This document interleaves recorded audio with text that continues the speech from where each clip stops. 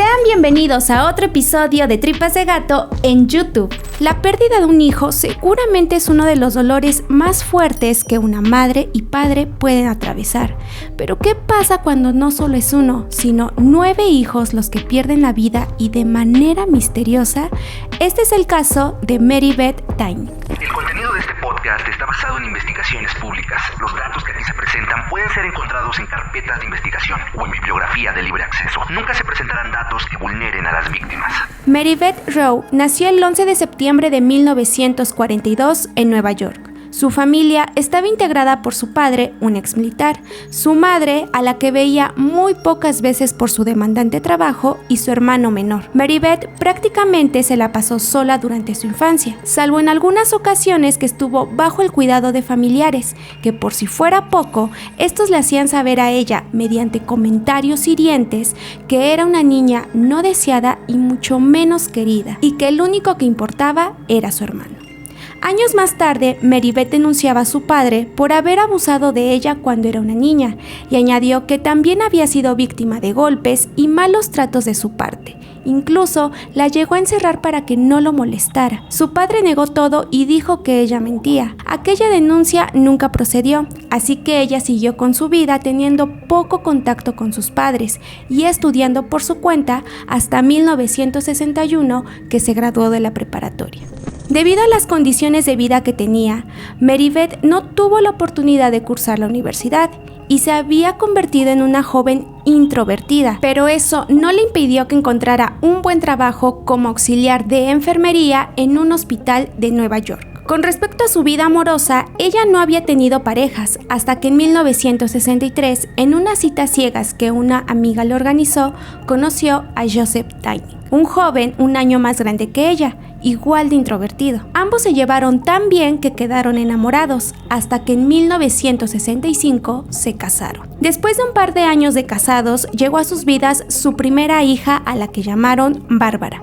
Luego, en enero del 70, llegó Joseph Jr., y en diciembre del 71 daban la bienvenida a Jennifer, una bebé que desde que nació había presentado meningitis y abscesos cerebrales, los cuales ya habían detectado desde antes de nacer. Por esta razón permaneció en el hospital un par de semanas. Su padecimiento se complicó, falleciendo el 3 de enero de 1972. Sensibles por la pérdida, la familia volvió a pasar un mal rato tan solo 2 semanas después. Mary Beth y su esposo volvían al hospital porque el pequeño Joseph Jr. había presentado convulsiones, ocasionando que se ahogara con su propio vómito. Los médicos lograron estabilizar al menor y lo tuvieron por una semana en vigilancia, hasta que lo dieron de alta. Pero horas más tarde de ese mismo día, Mary Beth regresaba al hospital con Joseph en brazos, indicando que no reaccionaba. Lamentablemente, había muerto por un paro. Como si se tratara de una mala jugada del destino, pocos meses después la historia se repetía, pero ahora con Bárbara. El cuadro era el mismo que el anterior: convulsiones, y aunque también estuvo bajo supervisión, perdió la vida una semana después de estar internada. Con todo esto, era normal que la familia atravesara por conflictos por el duelo, pero al parecer no fue así, ya que Mary Beth anunciaba que estaba embarazada una vez más. En diciembre de 1973 daba luz a su cuarto hijo, al que llamó Timothy. Y aunque las cosas marchaban bien desde los primeros días, después de un mes los Taining regresaban al hospital, pues habían encontrado a Timothy inconsciente en su cuna. Los doctores declararon que la muerte había sido causada por el síndrome de muerte súbita del infante. Gente que estaba siendo testigo de estas muertes comenzaban a señalar a los padres porque algo raro estaba pasando con sus hijos. Sin embargo, las sospechas tomaron más fuerza en contra de Mary Beth, cuando en 1974 llevaba de emergencia a su esposo Joseph al hospital, ya que casi perdía la vida por intoxicación con barbitúricos. Ella afirmó que estaban atravesando por un mal momento en su matrimonio y al estar confundida había reaccionado de una mala manera, colocando esos medicamentos en la bebida de su esposo. Joseph apoyó esta declaración y no quiso presentar cargos en contra de su esposa. Aunque muchos creían que Marybeth estaba haciendo algo en contra de su familia, no habían pruebas y mucho menos indicios de que los menores hubieran muerto por otras causas. Dejando a un lado los rumores, los Twining lo intentaron una vez más. Volvieron a tener otro hijo en 1975 y a este lo llamaron Nathan. Después de 6 meses de alegría en sus vidas, una vez más, todo se derrumbaba para la familia. Nathan había perdido la vida mientras venía en el auto con su madre. De la nada había dejado de respirar.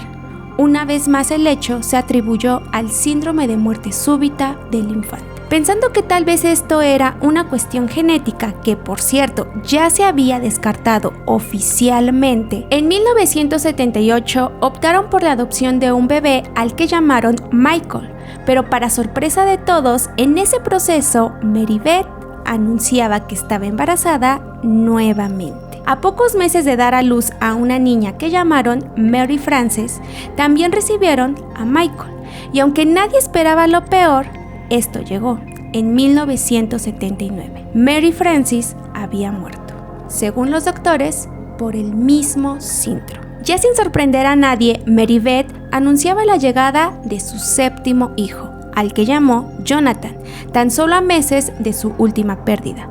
Pero en 1980, como si se tratara de algo ya escrito, la historia volvía a ser la misma.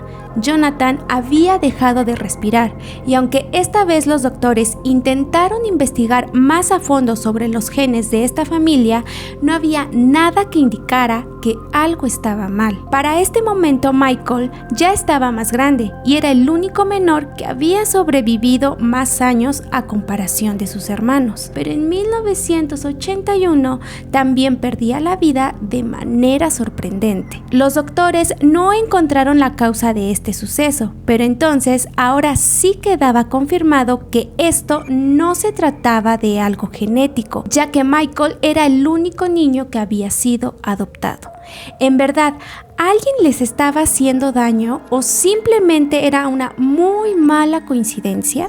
Dejando una vez más al lado los rumores de lo que se hablaba sobre esta familia, Marybeth volvió a dar a luz en 1985 a una bebé que llamó Tammy Lee, y todo se repetía como si fuera una fecha en el calendario. La pequeña perdió la vida de manera sorpresiva.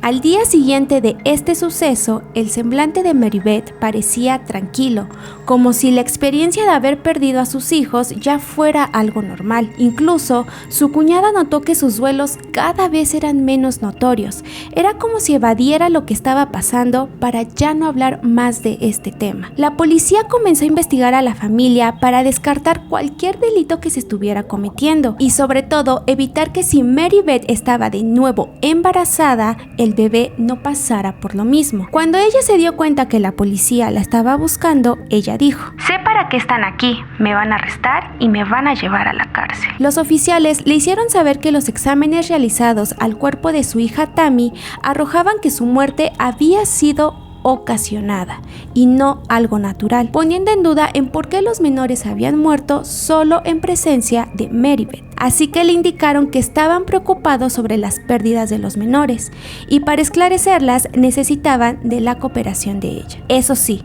le advirtieron que esto era voluntario, ya que no había una orden para que se presentara a un interrogatorio. Marybeth aceptó para limpiar su nombre y que no hubiera más señalamientos hacia ella. Desde el primer instante, ella se declaró inocente y contó todo lo que se le pedía. Pero después de tomar un descanso y haber platicado con su esposo, su declaración dio un giro enorme. Confesó que ella había asfixiado con una almohada a Tammy, Nathan y Timothy. Dijo que lo había hecho porque no se sentía una madre apta para ellos. En sus palabras: los ahogué a cada uno con una almohada porque no soy una buena madre, no lo fui con los niños.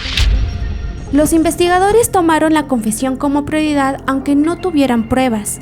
En cuestión de horas, Marybeth cambiaba la versión y aseguraba que había sido obligada a declararse culpable. Incluso había sido amenazada de muerte si no lo hacía, pero que ella no había hecho nada. el pediatra que atendió a los menores, fue llamado a testificar y dijo durante el juicio que a Mary Beth se le había advertido de colocar un dispositivo tipo alarma que indicaba sobre la respiración y frecuencia cardíaca del bebé. Prácticamente dijo que en efecto era su culpa que sus hijos hubieran muerto al no haberlos atendido médicamente. Para la mala suerte de Mary Beth, el informe de Tammy indicaba que la causa había sido asfixia. Con todas estas pruebas en su contra, el 22 de junio de 1987 fue declarada culpable de asesinato en segundo grado, condenada a 20 años de prisión por la muerte de Tammy.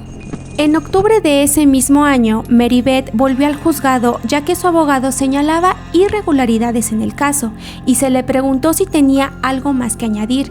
Ella dijo: quiero que tú y la gente sepan que siento mucho que Tammy esté muerta. No pasa un día en el que no piense en ella. La extraño mucho. Trataré de mantener la cabeza en alto y aceptar el castigo que la sociedad y tribunal requieren por este crimen. No cometí este delito, pero cumpliré mi tiempo en prisión. Sin embargo, nunca dejaré de luchar para demostrar mi inocencia. Desde entonces, Mary Beth permaneció en prisión y declarándose inocente, dejando en claro que lo que pasó con Tammy solo fue porque estaba atravesando un mal momento. Por otra parte, Joseph siempre la apoyó y creyó en su inocencia. Un especialista dijo que la actitud de Joseph era un tanto desinteresada, era como si su familia no le importara. En sus palabras, el padre parece haber mostrado poca curiosidad por las circunstancias de la muerte de todos sus hijos. Incluso el doctor dijo que Joseph tenía dificultades con recordar los nombres de sus hijos. El amor que se tenían era incondicional, por lo que con su apoyo y el de sus abogados, desde 2017, Mary Beth iniciaba una serie de apelaciones por su libertad, la cual le había sido negada. La investigadora a cargo le preguntó cómo se sentía al ver su pasado y lo que había hecho. Mary Beth dijo: cuando miro hacia atrás veo una persona muy dañada y desordenada. He tratado de convertirme en una mejor persona mientras estaba aquí, tratando de poder estar de pie por mi cuenta y pedir ayuda cuando lo necesito. A veces trato de no mirarme al espejo y cuando lo hago, simplemente no hay palabras que pueda expresar ahora. No siento nada. Simplemente soy nadie. Con estas declaraciones, el jurado dijo que Mary Beth no era apta para que lograra su libertad, ya que había falta de remordimiento en sus argumentos. En 2013, volvieron a analizar el caso, pero también le fue negada su libertad, hasta que en 2018, Mary Beth logró su libertad condicional, siguiendo unas reglas estrictas como vigilancia de por vida, horarios para no salir de casa y acudir a terapias para tratar la violencia. Cuando esto se volvió noticia, las notas amarillistas no se hicieron esperar y hubo quienes afirmaron que Mary Beth padecía el síndrome de Munchausen, pero esto ya había sido descartado por especialistas. También se habló de la presunta complicidad de Joseph, pero esto solo queda en especulaciones. A la fecha, este caso divide a la opinión pública en dos. Además, hay datos que resonaron dentro de la investigación, como el que ella tuviera conocimiento sobre enfermería como medicamentos o en métodos de reanimación, cosa que no aplicó salvo con Tammy, que aún sabiendo que ya estaba sin vida, intentó reanimarla para que su esposo no sospechara, según su testimonio. Y el hecho de que en algún momento cambiaran de casa, muchos lo tomaron como un proceso de duelo y de olvidar los malos ratos, pero también se señaló que tal vez huían de algún recuerdo malo de algo que hicieron. Y esto nos deja pensando, ¿esto solo fue una terrible coincidencia o en realidad hay un culpable? Este fue el caso de Mary Beth Taining. Y así llegamos al final de otro episodio. ¿Qué les pareció? Dejen sus comentarios para que podamos saber qué opinan de este caso. No olviden suscribirse, darle like y activar la campanita para que les lleguen las notificaciones de todo nuestro contenido aquí en YouTube. También chéquense los archivos oscuros por si quieren saber de otros temas. Chequen todas las redes de Tripas de Gato y sin más que decir, yo soy Beth y recuerden que lo esencial es invisible a los ojos.